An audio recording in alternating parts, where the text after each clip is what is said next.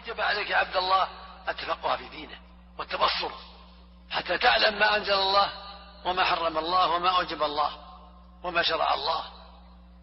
يقول النبي صلى الله عليه وسلم: من يريد الله به خيرا يفقهه في الدين. ويقول صلى الله عليه وسلم: خيركم من تعلم القرآن وعلمه.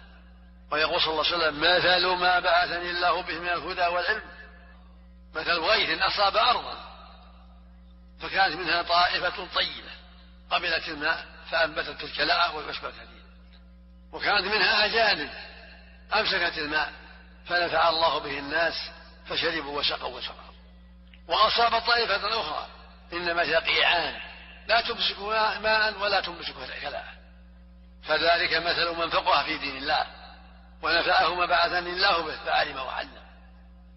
أهل العلم قسمان: فقهاء وحفاظ. فقهاء لدين الله مع العلم مع الحفظ، وحفاظ يغلب عليهم الحفظ دون التفقه في الأدلة. هؤلاء هم نقلة الدين.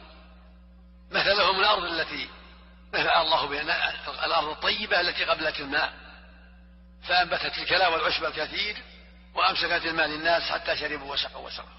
الفقهاء والعلماء والحفاظ، حفاظ العلم ونقلته والمتفقهون فيه سواء كانوا مبصرين أو عميانا كلهم على حظ من هذا الخير العظيم.